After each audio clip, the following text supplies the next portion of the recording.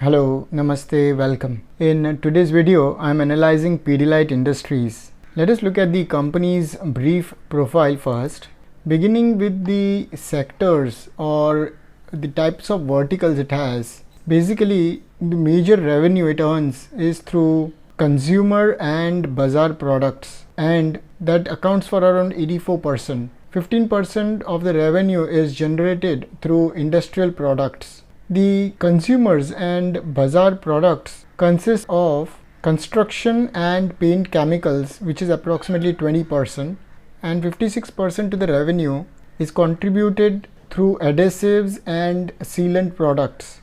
The industrial products consist of industrial resins, industrial adhesives, pigments and preparations. The company also has an other vertical in which it manufactures art and craft materials. The company's art and craft material vertical generates around 8% of the revenue. In fiscal year 2019, let us look at the distribution of revenues. The total material cost accounted for almost 50% of the sales. Operating cost was 17.5% of the sales. Employee cost occupied around 10.9%. Interest occupied a very small portion. Even the depreciation was just 1.6%. The current tax is 6.3% of the sales. Dividend paid was 6% of the total sales and retained earnings was 7%. Moving on, let us look at the 9-month FY20 earnings summary. This is up till December 2019. That is 9 months ending fiscal year 2020. The total net sales in 9 months was 5,719 crores. This is the consolidated data. And YOY, if we look, the growth was around 5.8% from 9-month FY19. EBITDA was 1,278 crores and it had seen a growth of around 16.5% from the previous 9 months. Profit after tax is 966 crores and YOY growth rate was 39.6%. This is adjusted for exceptional gains. Moving on, let us look at the 5-year performance by the business segments. All the numbers are percentage of total sales. The company has basically two main verticals: consumer products and bazaar products, as well as industrial products and others. So in 2018-19, consumer and bazaar products generated around 84% of the revenue for the company, which was around 82% in 14-15. So throughout the years, it has been very flat at around this level. So the main business revenue is generated through this vertical. Industrial products and others do contribute around 16% to the company's total revenues in 2018-19. The company's shareholding pattern as of December 31st, 2019 showed that promoters held around 69.9% in the company. Others would include the public, held around 15.1%. Mutual fund holding was approximately 3.6% and FPIs held around 11.25%. Dividend payout has always been above 30% through 15 till 19. In fiscal year 19, the total dividend payout was 40.6%. So this concludes the brief profile analysis of the company. Let's move on to the detailed analysis. Let's begin with our detailed analysis of the company. Pidilite Industries started its operations in 1969 with two main divisions: pigment emulsions and adhesives. Over the years, the company diversified into branded consumer and bazaar products and industrial specialty chemicals, which accounted for 84% and 16% respectively of the sales in fiscal 2018 as well as 2019. Besides the main brand Fevicol, prominent brands include Steel Grip, Dr. Fixit, Emsil, Fevicryl, Fevikwik, Fevistick, Fevilite, Fevibond and Acron.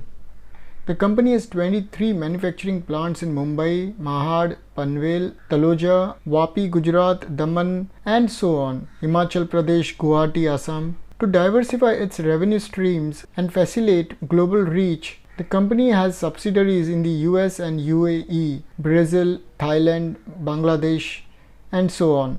Pidilite is the largest player in the consumer adhesive and sealant industry. It has leveraged Fevicol's favorable market presence to acquire and develop new products and variants and build its market position. Having a well-established brand and the ability to customize the product portfolio provides the company a competitive edge over unorganized players. Company witnessed overall volume growth of 10.4% in 2019, with volumes of consumer and bazaar segment growing by 12.2% and industrial product segment by 1.9%. Apart from steady growth in the adhesive and sealant categories, Pidilite is also likely to see good growth in new categories such as waterproofing and floor coating. Increasing focus on some of the overseas markets will also support the growth in the medium term. Pidilite has seen higher than industry growth due to its strong product portfolio, focus on innovation and increase in distribution reach. The strong brand equity is backed by greater focus on quality, the diversified distribution network and strong advertising support. It has also developed an extensive pan-India network comprising over 5,000 distributors, servicing 2 lakh dealers, retailers and contractors. The company's presence across price points and categories acts as an effective barrier against competition. Financial risk profile is marked by a healthy net worth of 4,355 crores as of 31st March 2019 and gearing, that is debt to equity, of 0.03 times. Debt protection metric remains strong with interest coverage of about 54 times and net cash accruals to total debt of 6.13 times. That is, the net cash that the company had was 6.13 times higher than the total debt. Net worth will improve further, led by healthy accretion to reserves over the medium term. Company is expected to generate healthy cash accruals in line with past trends, which would be sufficient to fund annual capital expenditure (CapEx) requirement of rupees 200 to 300 crore and incremental working capital. The industrial specialty chemicals segment, which is a bulk commodity business, includes industrial adhesives, synthetic resins, organic pigments and surfactants, and accounted for 15% of total revenue for fiscal 2019. Competition from international and domestic players limits the pass on of any price hike to customers. Performance of overseas subsidiaries, which account for 8% of overall revenue, has sustained and EBITDA has been positive since fiscal 2018. In the first half of fiscal 2020, the EBITDA for these entities remained at 5.5% compared to 2.4% during corresponding period last year. However, these subsidiaries, specifically in Brazil and the Middle East, operate on a smaller scale with high input costs and face competition and economic challenges. While the Brazilian subsidiary has been able to trim its losses by improving the operating efficiency, the Middle East facility was commercialized in fiscal 2016 and is currently on a ramp-up mode. Performance of international subsidiaries should improve gradually over the medium term. Liquidity should remain strong, aided by sufficient net cash accrual, the surplus cash and cash equivalent and the bank limit being unutilized for the last 6 months through October 2019.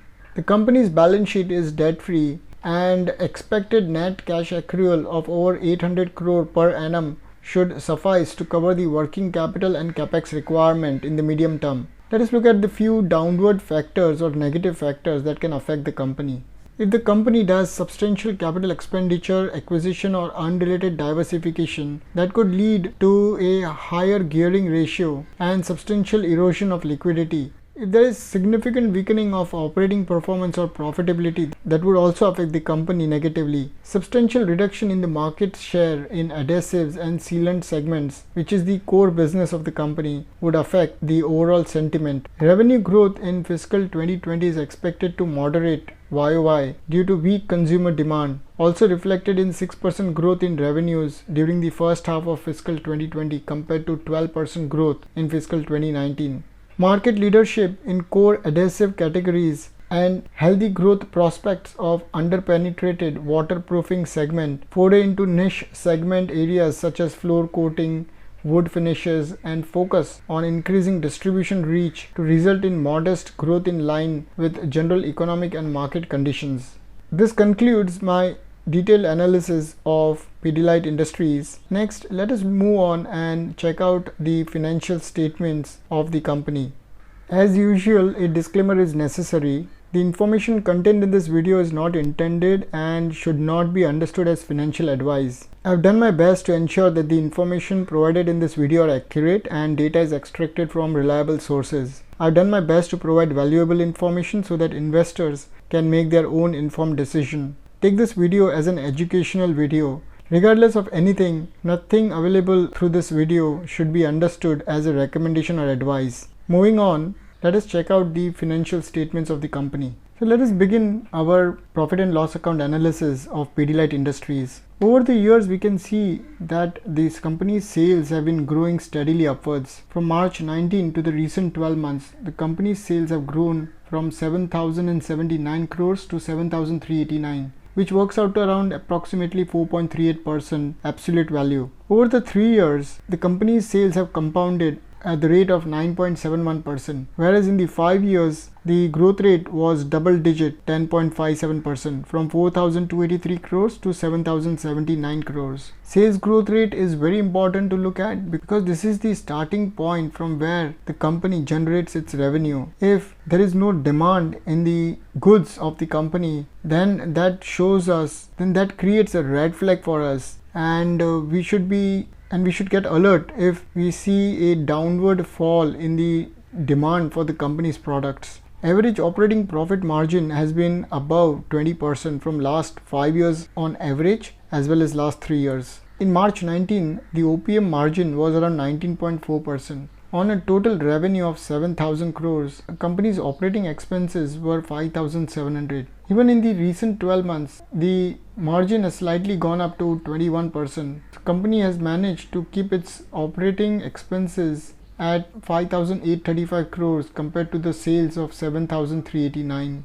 Other income is contributing around 2.2% of the total sales. 163 crores came through other income, which is a small portion of the total sales.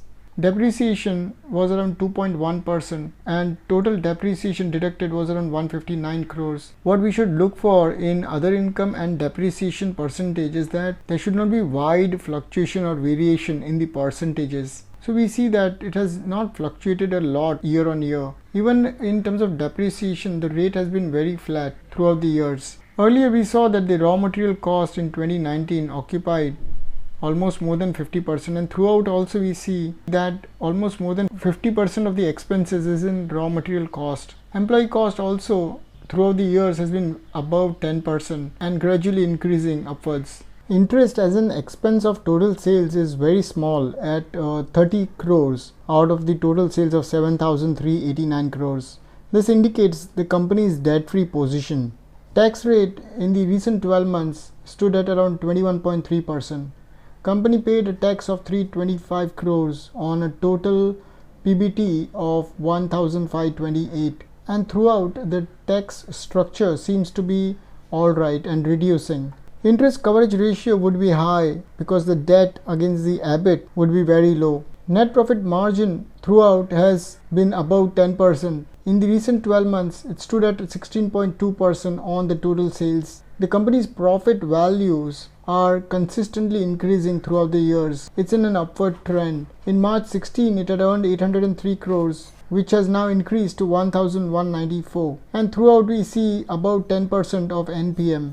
Average NPM of the last 5 and 3 years was above 14%, and the recent NPM of 2019 stood at 16.2, way above its averages. The company has also seen growth in its net profit over both 5 and 3 years period. In the last 5 years, the profits have grown from 450 crores to 925, whereas in the 3 years, the speed has slowed down to 4.8% from 803 to 925.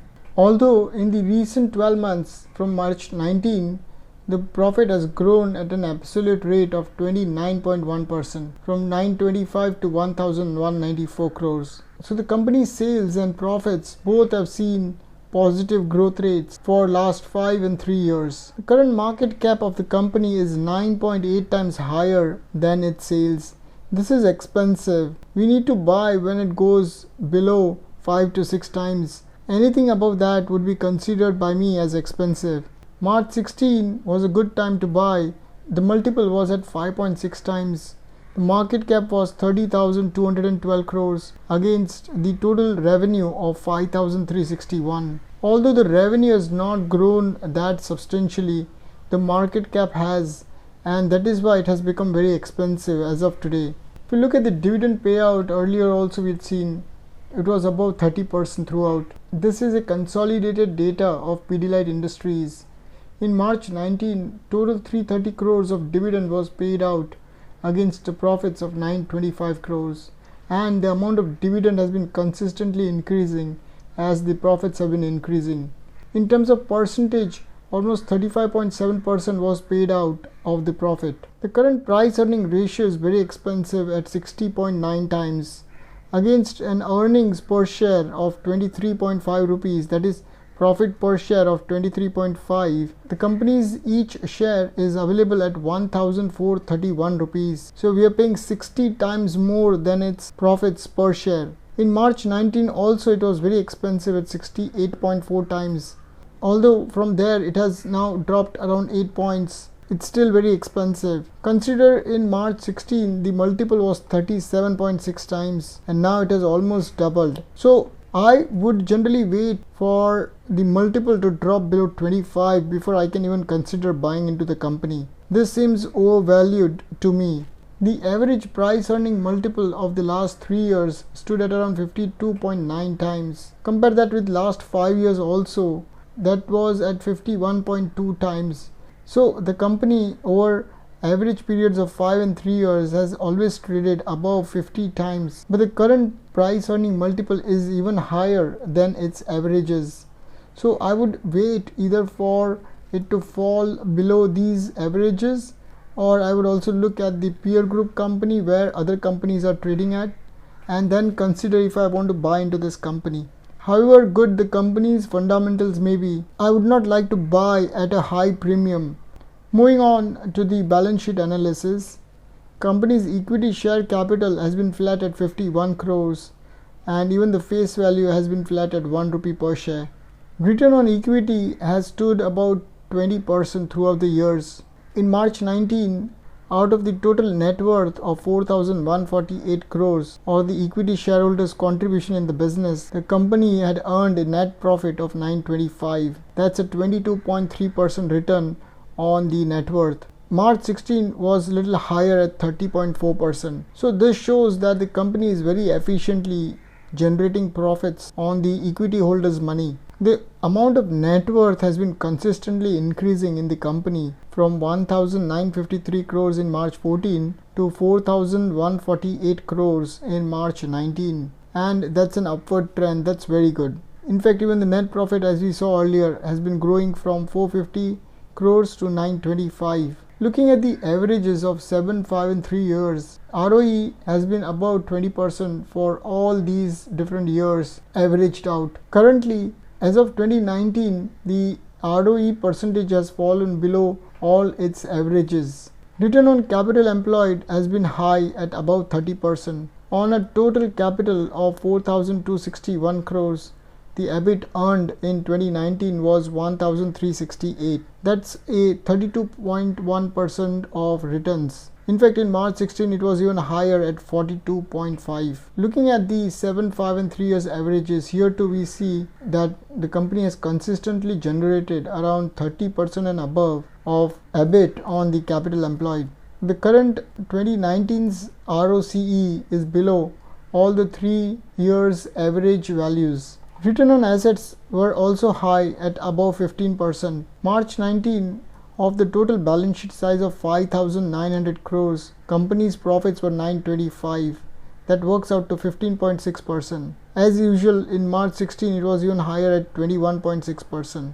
Here we observe that the company's balance sheet size or the total assets in the company have been almost doubled from 2,944 crores to 5,915 crores within 5 years. In March 19, company's debt to equity ratio was almost zero. Out of the 113 crores of debt, the company had 4,144 crores of net worth or equity in the business. Throughout the years, we see a slight increase in the debt from 80 crores in March 16 to 113. Although this is a very small portion of the balance sheet. Equity is contributing almost 70% in March 19 of the total balance sheet. Out of the 5,915 crores of source of funding to the business, 4,148 crores is coming from the equity shareholders. Both the net worth and the balance sheet size has been increasing. Throughout the years, we can see that the equity has contributed substantial portion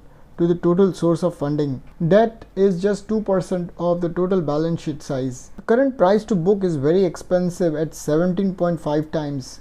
Against the total net worth of 4,148 crores, the company is valued at 72,669 crores in the market. It is very expensive in terms of price to book. I would not buy at more than 2.5 times the net worth. In worst case scenario, it can go a little bit up, but not at this multiple. Even in March 19 and 16 throughout, it has been very expensive. In March 16 it was trading at 11.5 times and now has moved up almost 7 points further. We can see the company's market cap has almost doubled from 30,212 crores to 72,669 in the recent 12 months. That's a gap of almost 4 years. So in last 4 years, the company's market cap has almost doubled, or we can say the price per share has almost doubled from where it was in March 16. And the multiple today is very high at 17.5 times. The company's debt to net profit ratio of March 19 stood at around 12%. That is, the debt was just 12% of the total net profit. Moving on, let's look at the net block percentage. In March 19, the company's total net assets or fixed assets were around 24.5% of the balance sheet size. So company's assets throughout the years have been steadily increasing upwards from 729 crores in March 14 to 1,448. So this is the normal trend that we should see going up in any company. We should see a stable upgrowth in the amount of assets the company owns. Generally, it should not exceed 30 to 40% of the total assets.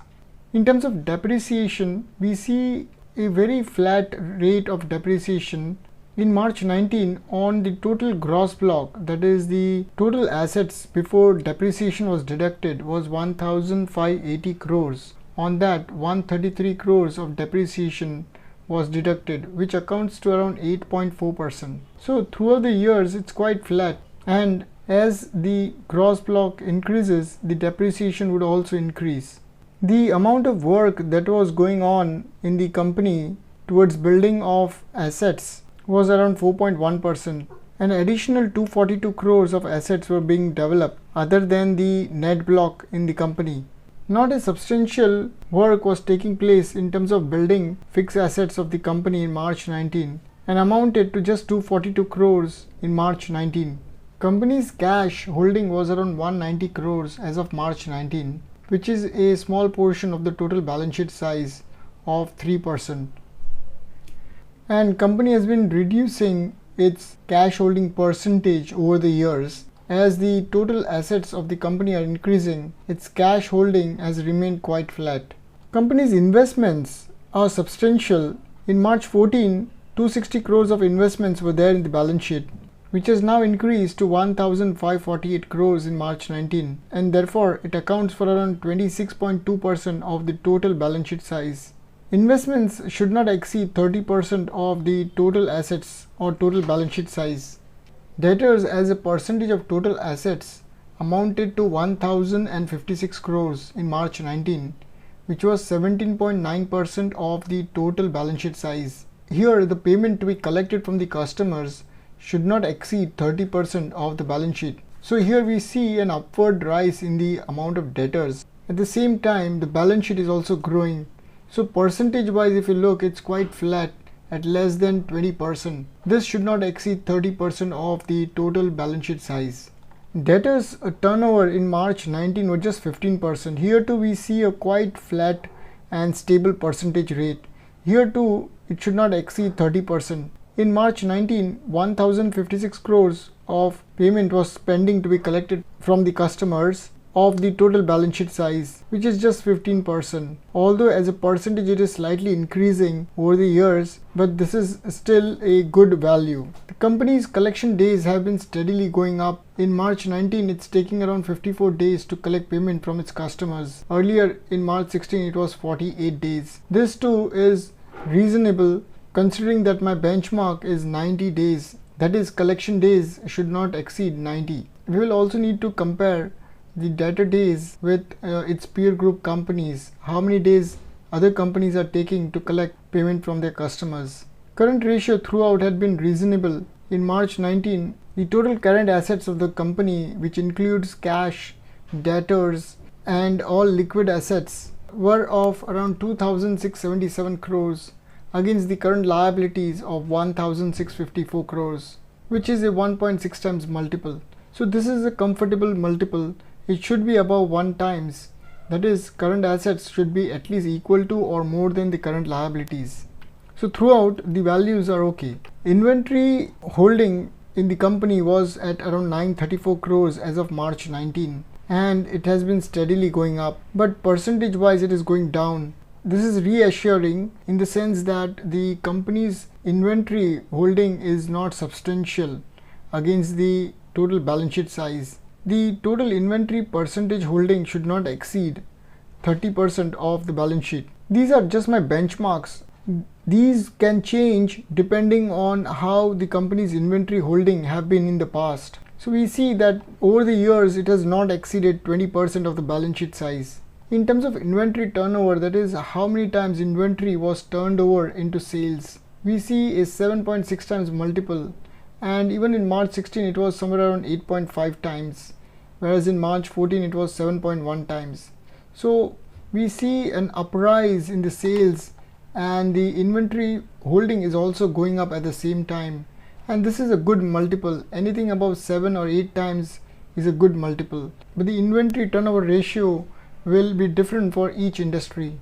Checking out the cash flow statement, in March 19, company had earned a total profits of around 925 crores, against which its cash from operating activity was 845 crores, which is a shortfall of around 9%. Whereas in March 16, company's cash inflows were around 13% higher than the profit declared. So we see kind of a fluctuation in the amount of cash coming in through operating activity. In some year there is a shortfall, and in some year there is excess cash coming in into the business. So what we do is we club it together into 3-year, 5-year and 7-year period, and then try to understand how the cash have been flowing into the business. So we see that over the last 7 years and 5 years, the cash inflows were around 4% short of the profits declared. In the last 5 years, the company had declared a total profit of around 4,063 crores, against which its cash inflows were around 3,894.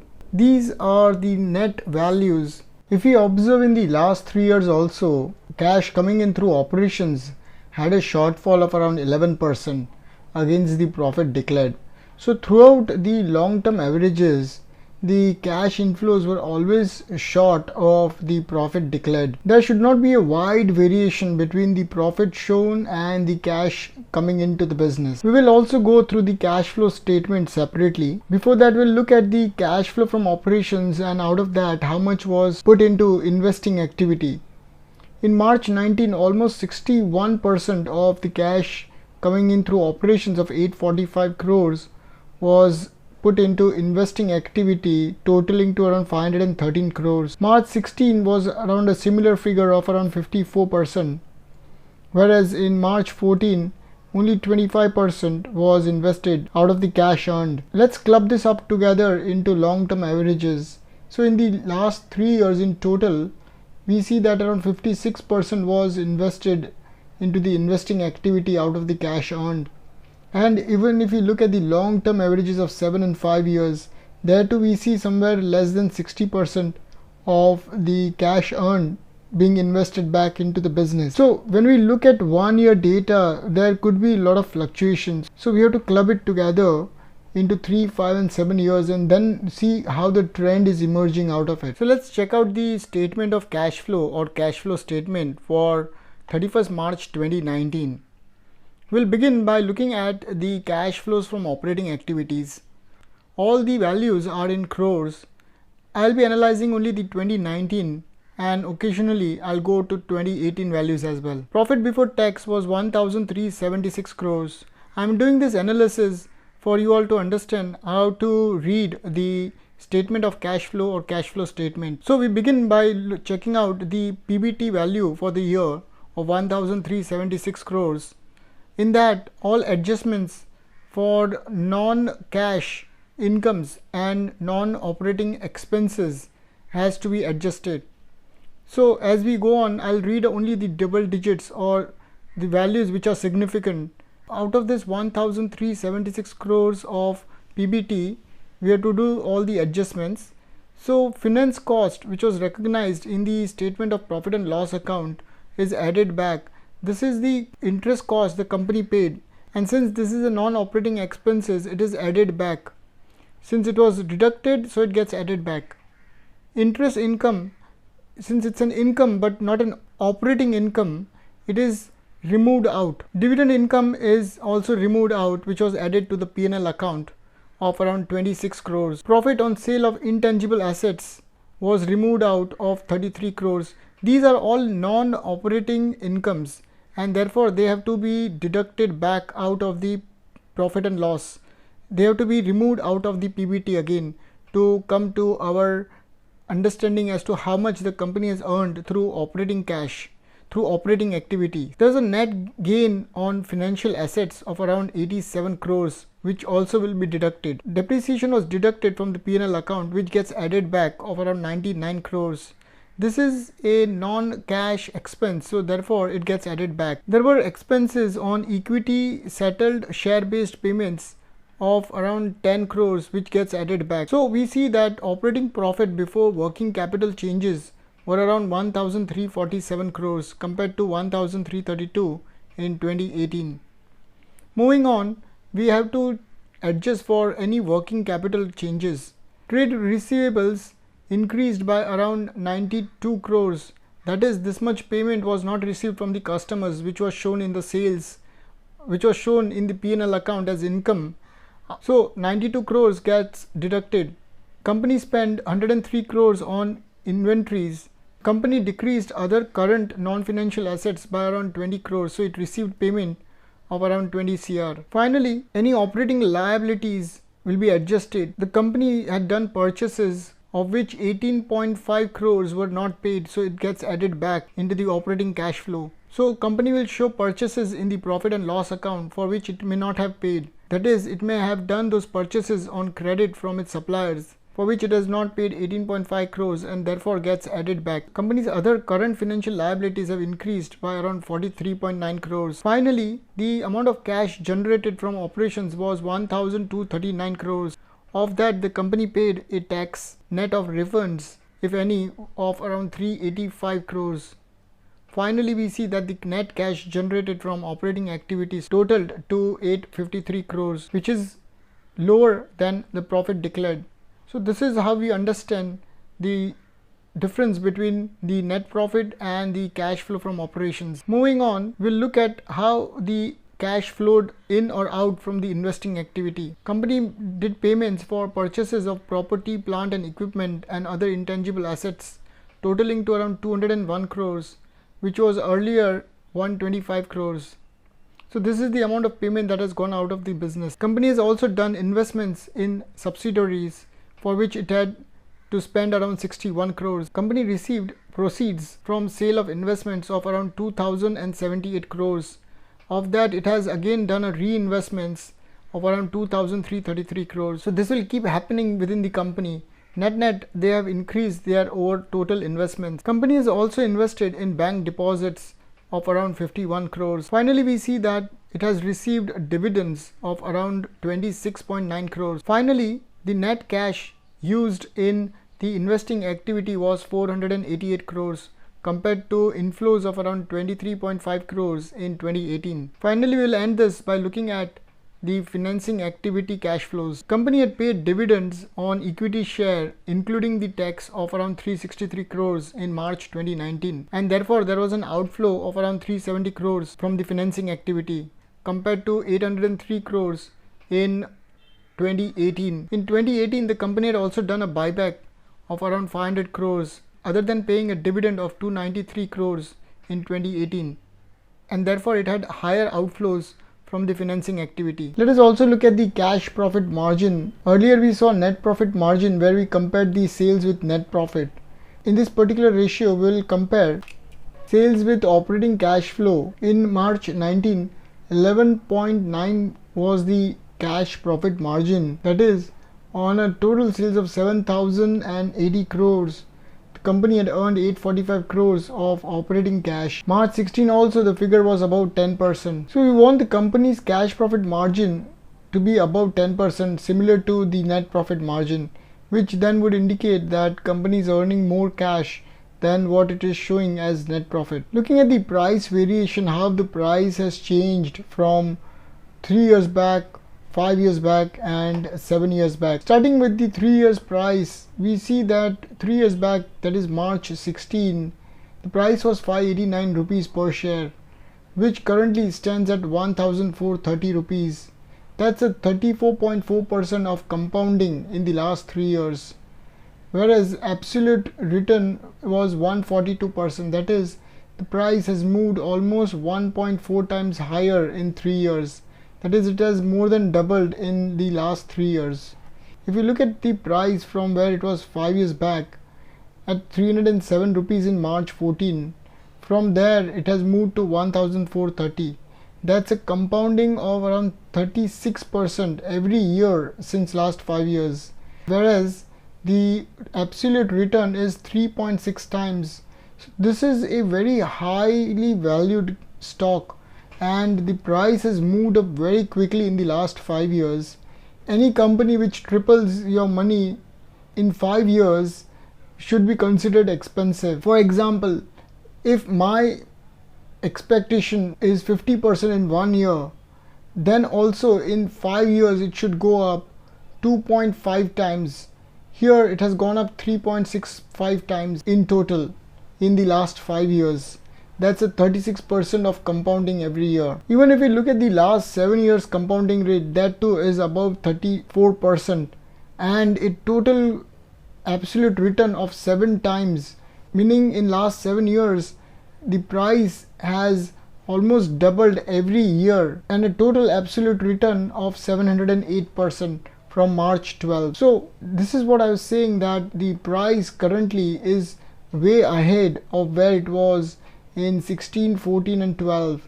This company has compounded an investor's money at a good rate, provided someone had bought at these price points. Another way of looking at it is that even 7 years back, 5 years back and 3 years back, all the 3 different price points, the investors' money has been compounding at around more than 30% every year, regardless of where the price was in any of these years. Let's recap the valuation ratios. All the valuation ratios are very expensive. Price to earnings is 60.9. Price to cash is even higher at 86 times. So against the cash flow from operations, you are paying 86 times more per share. Price to book is again very expensive at 17.5 times. All of these ratios are above my benchmark. Even market cap to sales is at 10.3 times. Moving on to analyzing the quarterly P&L account. Here we see that for both sales growth as well as profit growth, for YOY and quarter on quarter, it has been in positive growth rate. December 18 to 19 sales has grown at 4.3%, whereas December 18 to 19 profits have increased by 55% from 219 crores to 342 crores. Although in September 19 to December, there has been a slight growth of around 5.4%. So we can take a lower of the two at 5.4% growth in profits and 4.3% growth in sales. Overall, the company is in positive territory. Net profit margin sequentially September 19 and December 19 for both was above 17%, whereas for December 18 quarter it was around 11.9%. So on a total sales of 1,927 crores in December 19, company managed a net profit of 342 crores. So this concludes my detailed analysis of Pidilite Industries financial statements. Next, let us move on and check out the peer group analysis. In the peer group analysis, I am comparing Pidilite with Aarti and Castrol India. Current market price for Pidilite is 1,368 rupees. Aarti is quoting at around 1,064 and Castrol is at 125 rupees per share. All the companies have seen a fall from their 52-week highest point. The highest fall was seen for Pidilite at 20 and Castrol at 23%. Aarti has fallen the least at around 11% from its 52-week highest point. The results for all these companies are up to date till December 2019. Let us begin our analysis by checking out the YOY growth rate in sales. Both Aarti and Castrol has seen a degrowth of 4.5 and 2.1%, whereas Pidilite has seen a growth of around 4.3% from its previous year's quarter. In terms of YOY growth in profit, all three companies are in positive, with Pidilite showing the highest growth in its profit by 53% from December 2018 quarter. Aarti's profit went up by 4.6 and Castrol's went up by around 28%. In terms of comparing sales of 2019 with sales of the recent 12 months, the figure on the top is the recent 12 months and figure at the bottom is of 2019. Pidilite has seen a growth in overall sales in the recent 12 months from 2019. Aarti's sales have fallen slightly from 2019 from 4,700 crores to 4,400, whereas Castrol's sales have gone down slightly from 3,900 to 3,877. It's almost flat at 2019 value. This analysis we are doing to understand how the sales has grown in the recent 12 months compared to 2019 value. Checking out the growth in 2019's profit with the recent 12 months, the bottom figure again is of 2019 and the top figure is of the recent 12 months. Pidilite had earned a profit of 939 crores in 2019 against 1,222 crores in the recent 12 months. This data I have sourced from screener.in. So all of these ratios are adjusted for exceptional gain, which means that exceptional gains or exceptional losses have been adjusted, that is added or removed. Depending if it was a gain, then it is removed, and if it was an exceptional loss, then it is added back, because we don't want exceptional item to distort our analysis of long term. These are one-time expenses or incomes, and therefore it needs to be adjusted while calculating the ratios. When I did the analysis of the detailed profit and loss account, there the exceptional items were not adjusted, so we have to view it accordingly. So there will be slight variation between what I analyzed in the detailed financial statement and what I'm doing currently. So Pidilite's profits have increased from 939 to 1,200. Aarti's profits have also seen a growth from 490 to 559, and Castrol's profits have gone up from 708 to 827 crores. All of these three companies have seen a growth in their profits from where it was in 2019. Another thing to understand is that all these three companies have different product profiles. So although they are in chemical sector, they are not strictly comparable because they don't have the exact comparable product. Checking out the profits of 2019 with cash flow from operations, that is against the profit declared, how much cash was received by these companies. Pidilite has received slightly less cash from what it declared as profits of 939 crores. Cash coming in was just 845 crores. It's not a very high shortfall as such. Aarti has seen almost double cash than what it declared as profits of 490 crores. Castrol has seen a huge shortfall in its cash flow from operations against the profit of 2019. Both these values are of 2019. Looking at the valuation ratio price to earning, Pidilite is the most expensive at 56.9 times. This is again, as I mentioned, adjusted for exceptional gains and losses. Aarti Industries is quoting at around 33 times its earnings, whereas Castrol is the cheapest available at 15 times. Both Aarti and Pidilite are above my benchmark of 25. We also have to look at its averages of the last 5 years, where it was quoting in the 5 and 3 year period. Pidilite's current price earning is way above its both 5 and 3 years average. Aarti is also quoting at almost double of its 5 years price earning valuation. Castrol is at a discount of almost 50% to its average of 5 years. In terms of market price to the operating cash flow, here what we are trying to understand is what is the current market cap of the company, and against that how much operating cash flow it is earning. whether you take it on a per share basis or in totality. Pidilite's current market cap is 82 times higher than what it is earning every year as operating cash flow. Aarti is quoting at around 25 and Castrol at 22. So most of these companies are quoting way higher than what it is earning as cash every year. In terms of price to book, all of these companies are very expensive. Pidilite is quoting at around 15.9. Aarti Industries is quoting at around 6.5 and Castrol at 9.1. So when we look at the peer group, we understand that all of these companies are quoting high price to book value, and therefore we cannot set our benchmark at 2.5.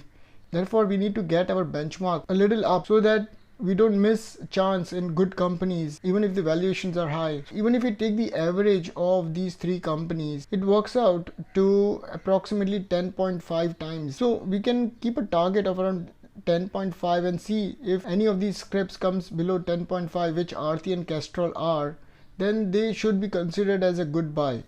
Also, we need to take into consideration all other ratios. We need to take into consideration the technical analysis, the intrinsic value, what is our comfort zone, at what price point we want to buy. Similarly, for the price to earnings for the three companies, the average works out to 35. So any company which is below 35 can be considered as being under good valuation. So currently Aarti and Castrol both are below 35. Moving on to the market cap and the sales ratio. Here we are trying to understand what is the market cap of the company and how much sales is taking place every year. Pidilite's current market cap or the value of the company in the market is 9.4 times higher than what it is doing as sales every year. Aarti is quoting at around 4.2 times its sales and Castrol India is at 3.2 times. So both Aarti and Castrol are available at a reasonable valuation. In terms of enterprise value to EBITDA, enterprise value is basically company's total value and it is more comprehensive than just the market capitalization. While calculating enterprise value, we add short-term and long-term debt into the market cap of the company and deduct all cash and cash equivalents, that is the liquid assets of the company, and thus we get the enterprise value. Thus we compare it with the EBITDA. In price to earnings, we calculate the total market cap against the net profit. In this case, we add into the market cap the total debt of the company, short term as well as long term debt, and remove out any cash and cash equivalent out of it and compare that with the EBITDA earned in 2019. So most of these ratios are of 2019. Pidilite current enterprise value to EBITDA is 39.6 times. Aarti is quoting at around 19.8 times its EBITDA and Castrol India is quoting at around 9.4.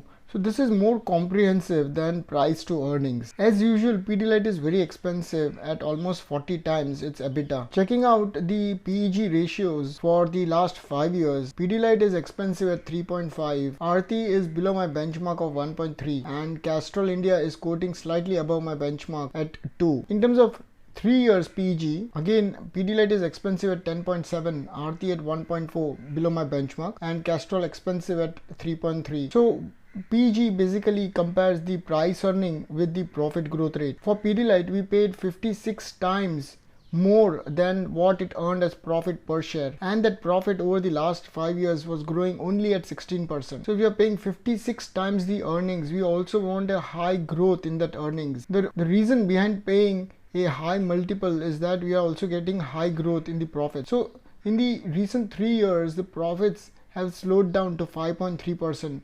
and therefore it does not justify paying such a high multiple for Pidilite. For Aarti Industries, we paid 33.2 times, but we are also getting a high growth in its profits of 25% and 24% since last 5 and 3 years, and therefore PEG comes down to 1.3 and 1.4 respectively. Although Castrol is available at 15 times, we don't see a high growth in its profits over 5 and 3 years, and therefore the PEG is expensive for both 5 and 3 years. This is one of the way of understanding the price to earnings ratio. Many times a company's price earning may be high, but it also has a high growth in its profits, then that price earning is justified. Moving on to the growth in sales over the last 5 years and 3 years, the highest growth in sales or revenue was seen for both Pidilite and Aarti at about 10%. Castrol's revenues are growing only at 4.2% since last 5 years, and since last 3 years it's growing at around 5.8%. Pidilite and Aarti again for last 3 years are growing their revenues at a healthy rate of 9.7 and 16.1%. So growth in sales is a very important value to look at, because this is the starting point from where the company generates its revenue. Moving on to the return ratios or profitability ratios, ROE, ROCE and ROA. Return on equity for 2019 was very high for all these three companies, and therefore they are trading at a high price to book multiple. Pidilite's return percentage on the shareholders' money was 24, and Aarti generated around 23.3%. Castrol's ROE is very high at 64.8%. In terms of its averages also, if you see, Castrol is generating a very high ROE over the last 5 years of almost 78% and 71%. And all of these companies' recent ROE is very nearby to its long-term averages. Even in terms of return on capital employed, we see a very high return on capital employed for all of these companies. In fact, Castrol India's return on capital employed is more than 100%.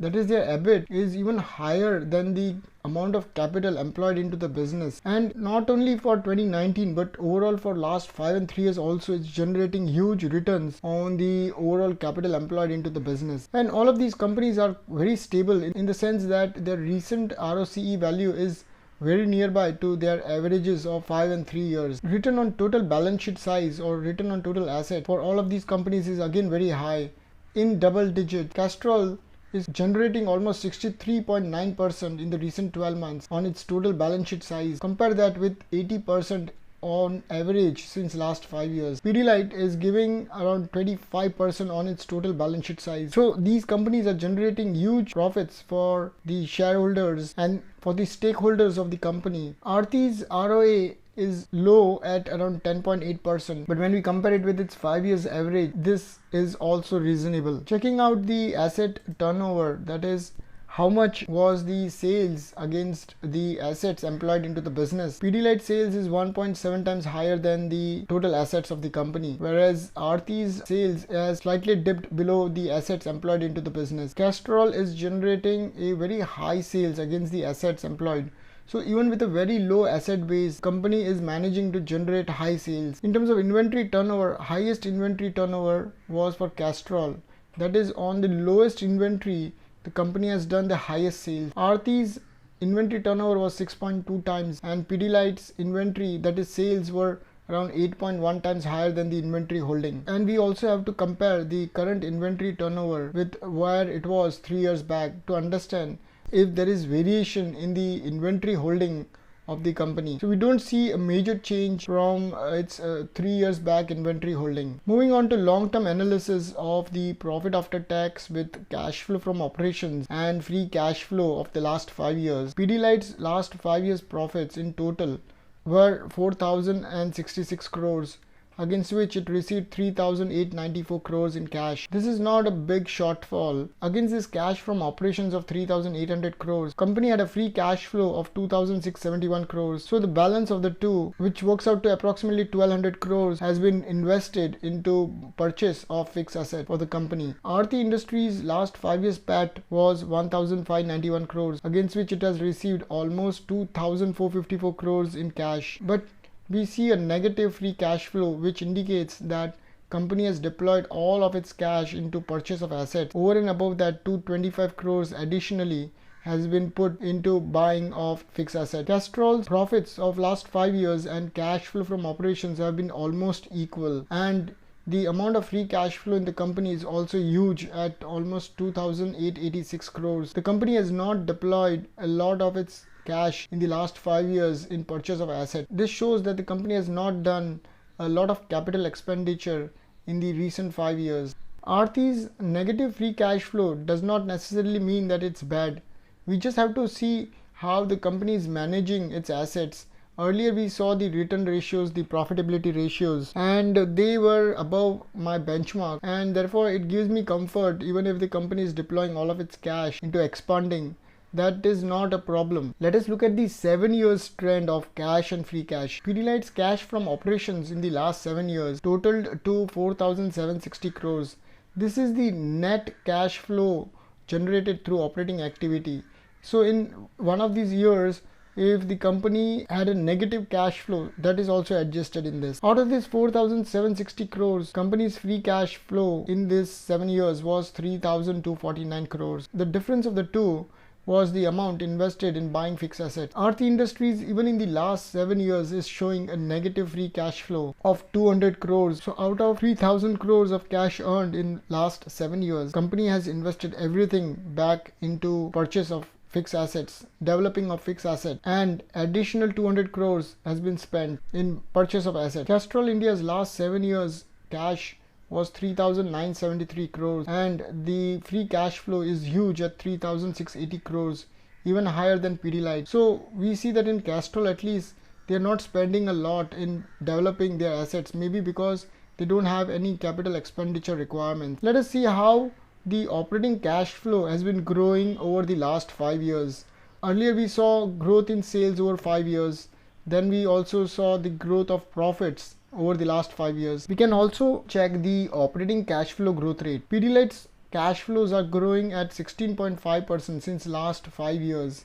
This is the compounded growth rate. Aarti's cash are growing at 18.5%, and Castrol is growing its cash at the lowest rate of 9.9%. Let us check out the average profits earned by this company over the last 5 years. Pidilite has generated around 813 crores every year of profit. Castrol has generated around 629 crores, whereas Aarti's profits over the last 5 years on average is 318 crores. Next, we'll look at the market cap and compare that with the net worth and see how much contingent liability these companies are carrying on their balance sheet. Pidilite's market cap is huge at around 69,568 crores. This is understandable because earlier we saw that the price to book was 17 times. The company was quoting at a high premium to its net worth, which we see here at around 4,375 crores. So this is the correct way of understanding what is the company's size instead of looking at the market cap, which is a response of the investor sentiment in the market. Pidilite's net worth is huge at 4,375 crores compared to its peer group at 2,883 for Aarti and Castrol at 1,367 crores. The contingent liability position for all the three companies is very good.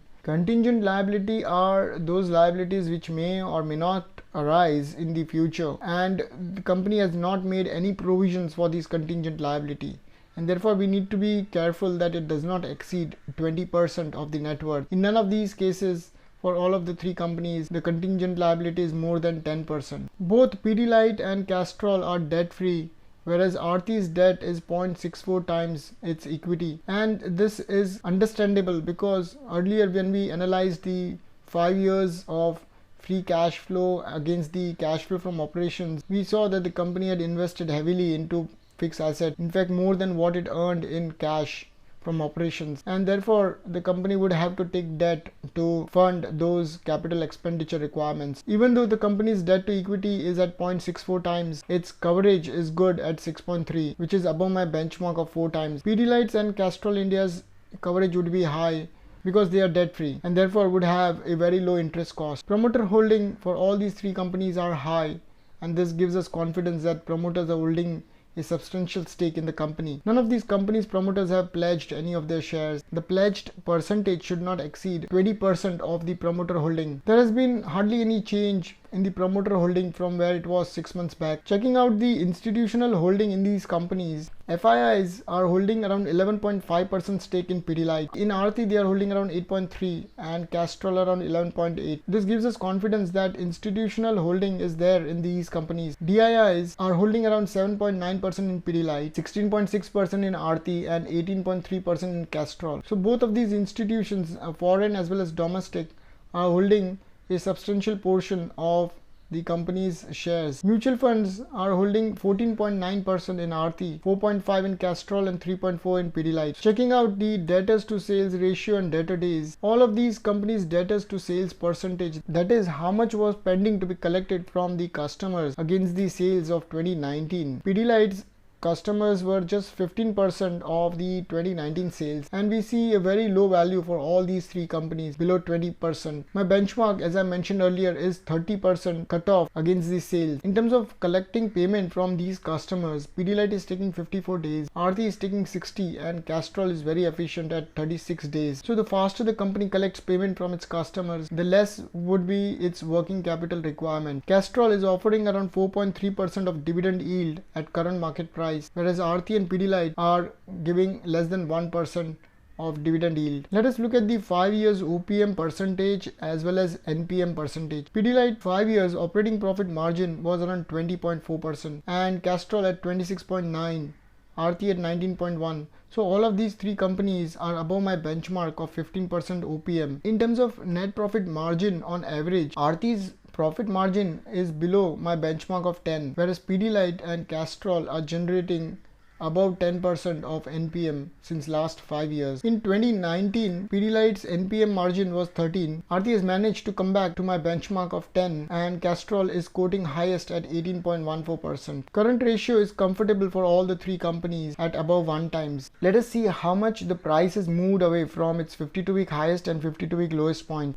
Pidilite Industries price will have to move 25% higher to touch its 52-week highest point, and from the lowest price point it has climbed back up 25%. So it's almost at half the point between its high and lows. Aarti will have to move the least at 11% up to reach its 52-week highest point, and from its lowest point it has climbed back up 59%. So Aarti's share price have recovered the most, followed by Castrol recovering almost 40% from its lowest 52-week price, and it has to go up another 30% to reach its highest 52-week price point. Looking at the returns given by these companies over 1, 3 and 5 year period, if someone had invested 1 year back in Pidilite, they could have expected around 18% gain. From 3 years back, 22%, and from 5 years back around 19%. These are the compounded growth rate. Earlier when I analyzed the financial statements, there we saw that it had been compounding at more than 30%.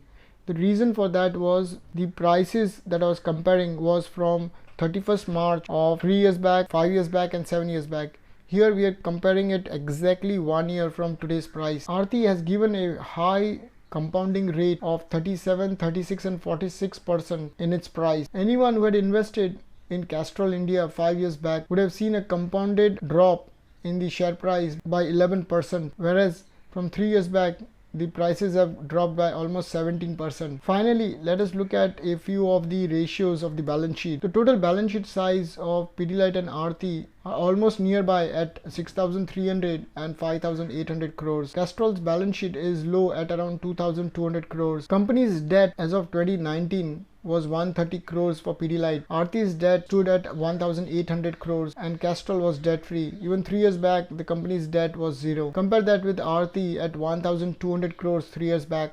From there, it has increased by almost 600 crores. Pidilite has increased its debt slightly from 80 to 130 crores. The total gross block or gross assets of the company, which signifies the amount of expenditure they must have done on building of asset, Pidilite gross block is 2,500 crores, almost 1/3 of its total balance sheet size. Similar is the case for Aarti at 3,300 crores and almost half of its balance sheet. Castrol's gross block is very low at 307 crores against its total balance sheet size. In terms of cash holding, Castrol is holding the highest cash of 946 crores, which is almost 1/3 of the balance sheet size. Aarti is holding around 317 crores and Pidilite's cash holding is around 239. The amount of work going in building of assets currently as of 2019 for Pidilite was 272 crores. Aarti Industries is incurring huge capital expenditure in developing of fixed assets of 1,151 crores compared to the other two companies, and therefore when their profitability is less, we have to understand why that profitability is less, because the company is in heavy capital expenditure mode. Castrol's capital work in progress was very low at around 27 crores, the least. This concludes my detailed peer group analysis of Pidilite Industries with Aarti and Castrol. Next, let us move on and check out the graph and finally the intrinsic value calculation. Checking out the graph of Pidilite Industries, we see that the current relative strength index lines are at 47 and 52, way above what my benchmark is. That is, both have to be below line 35 Even if we go a few weeks back to 3rd April 2020, the price had fallen quite considerably to 1196. At that time also the RSI did not fall below 35. In fact, the RSI levels were at 37 and 55, and therefore it does not allow me to buy into this company at the current market price. Earlier when we analyzed the fundamentals, there too the valuations were very expensive. The price has been consistently and constantly going up throughout the years, and at no time it fell quite considerably for us to buy into this company. According to me, this is highly overvalued in terms of price to book at 17 times, and therefore I would wait to buy into this company if it does fall quite substantially. Let us also look at the graph of Aarti and Castrol India. Aarti's current RSI levels are at 62 and 56.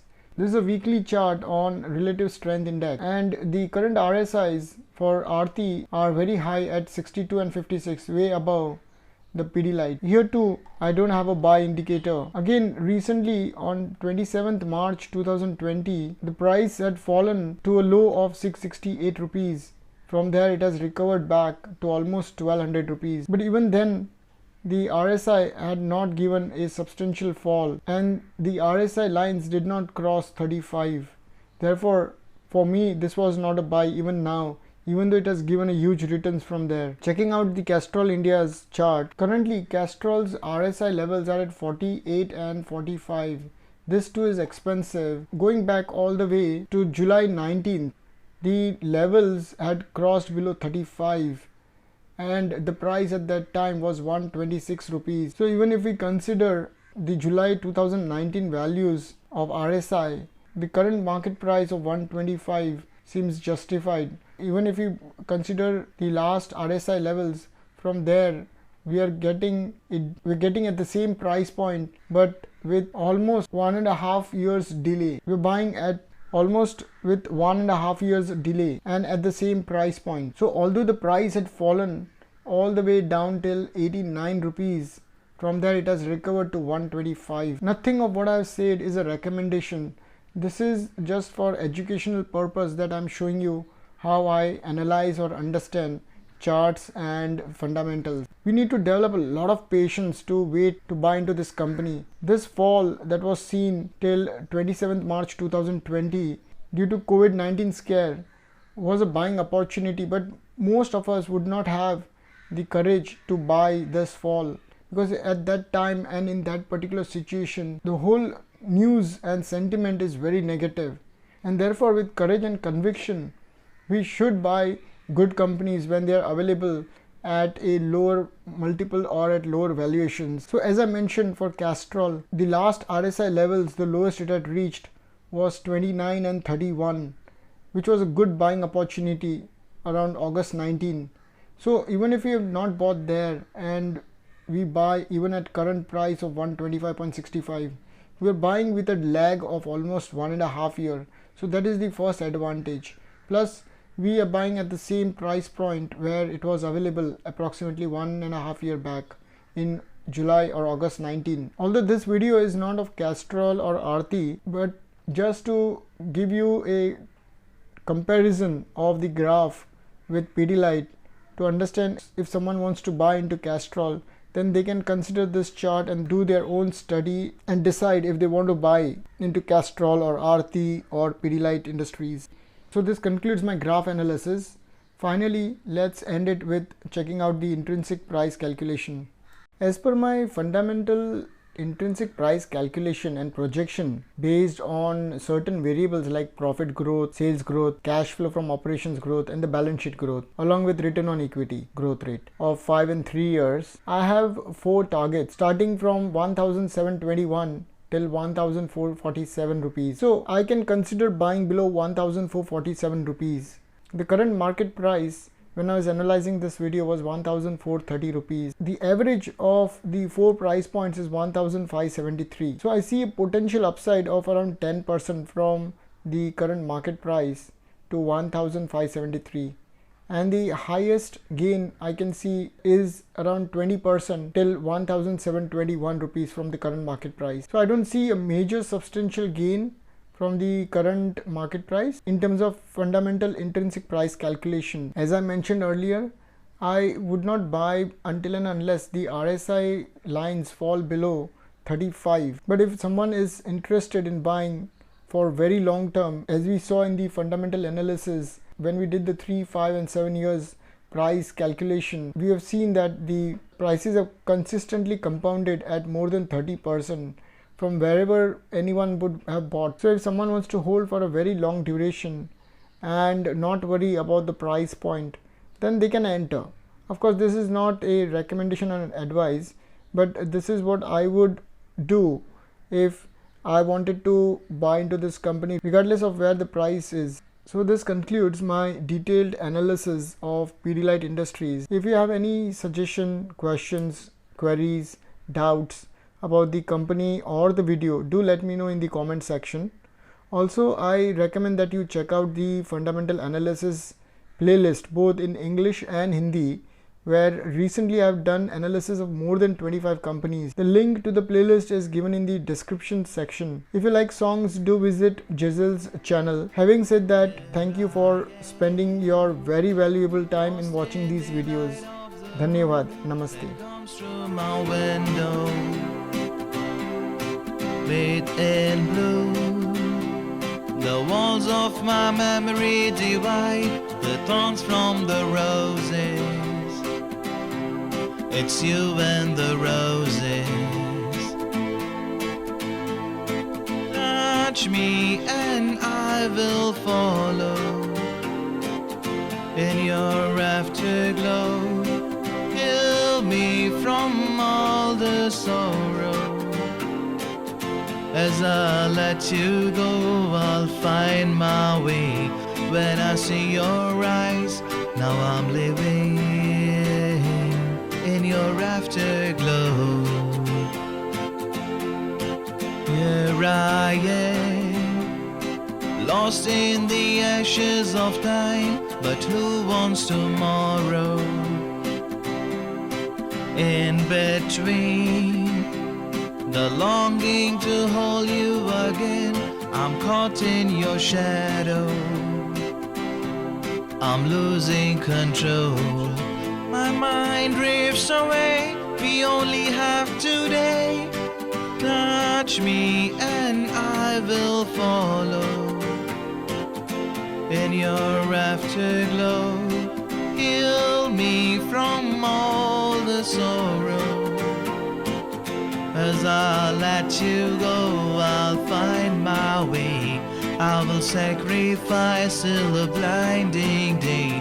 When I see your eyes, now I'm living in your afterglow.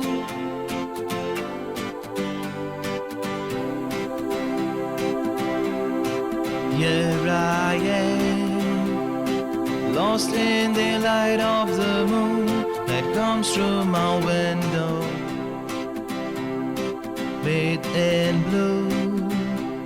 The walls of my memory divide the thorns from the roses.